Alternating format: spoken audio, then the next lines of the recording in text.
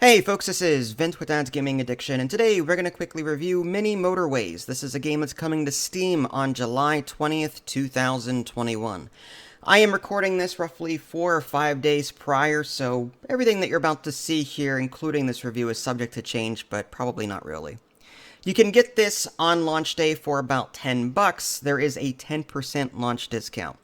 So, what is Mini Motorways? Well, it is the sequel to Mini Metro. For those of you that have never played Mini Metro, in Mini Metro, it's a minimalist, connect things together kind of game. It's very puzzly.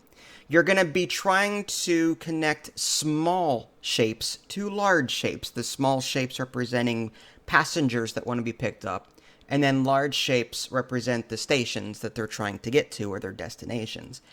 In Mini Motorways, you're going to be doing much the same thing, only it's more focused around cars. Instead, you're going to have these different colored houses spawning on the map, as well as these buildings that are also the same color as these houses, and you're going to be trying to make sure that the houses can launch cars, and then the cars can reach their destination. So the way it works is something like this. Let's say a red building pops up, and then little navigation dots like you would find on Google Maps will start popping up on that building. Those cars that spawned from these houses will attempt to reach that building in order to remove one of those little dots, those navigation dots. Now, if too many of those navigation dots queue up on a building, then a timer will start to count down, and if that isn't addressed, then game over.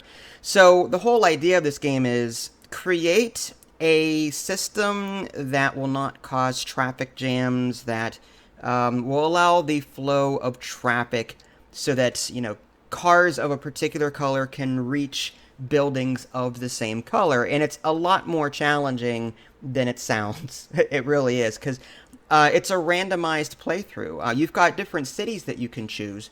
However, each playthrough is different. It's not like a scripted playthrough where everything spawns at the same rate. No.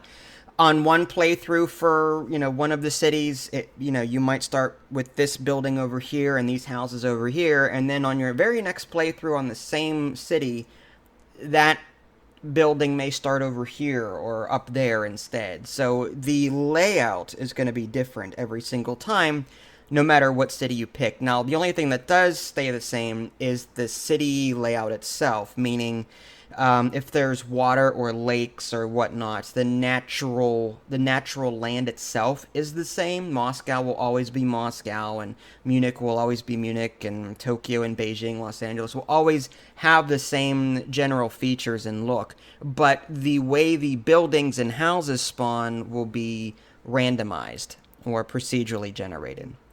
So, like Mini Metro, the game is just survive for as long as you can, and you're going to be gaining upgrades as you go. I hesitate to use the word upgrades. They're more like bonuses that you can use. Every Sunday, at the end of a week, you'll be able to choose between one of two bonuses. And these typically involve road tiles, which are necessary for putting down roads, and also some kind of special thing. For example, motorways. So you can sort of put highways. Think of the motorways as like highways that go above everything. So they're a way of bypassing a clog or a really nasty intersection. You can just sort of draw a motorway between 2 points. You can freely move them around after the fact. That's really cool. There are stoplights that you can put down, and again, you can delete those and put them somewhere else if you want to. Stoplights just allow the flow of traffic in, two directions as opposed to one, opposite directions, that is. So if you've got a four-way intersection, west and east will be able to drive. They'll be able to pass each other fine because the lights will be green in that direction. North and south will have to wait until their light turns green. So it just allows more cars to get through an intersection at once a bit more efficiently. And there are some other upgrades. Bridges, in order to get across water, you'll need to have bridges available. And if you run out of bridges, then you have to hope that you got a motorway or something to bypass that. This is a really cool game. I mean, again, it's very minimalist. My only complaint really is that sometimes it's difficult for me to tell when something new has spawned and it's not connected to the grid. I really would have liked some kind of notification on the right-hand side of the screen or left side of the screen that said, hey, you've got 2 greenhouses that are not connected to your network, or hey, this green building is not connected to any greenhouses, or something like that. Something to remind me that, hey, because as your building expands, your city starts to zoom out, like the map itself zooms out. So you're going to be missing more and more and more as time goes on. And there's no way to actually move the camera or pan it or zoom in or out. That's another complaint. There's no free look. So between the lack of notifications and the lack of free camera, if you don't catch something, if your eye doesn't catch something, or if you're late in catching something, that could screw your city over real quick. So I would really like some kind of notification system in play. I think that would go a long way to alleviate some of the difficulty, in this game. Whenever you go to play a new map, you can, supposedly there are challenges that you can play, but I have not actually seen that yet. The Steam store page advertises the ability to do daily challenges, but I, in my preview build here, have not seen that. I'm hoping that's something that will be introduced, after launch or something like that. But as the game stands right now, yes, I do recommend it. It's a nice little puzzle game.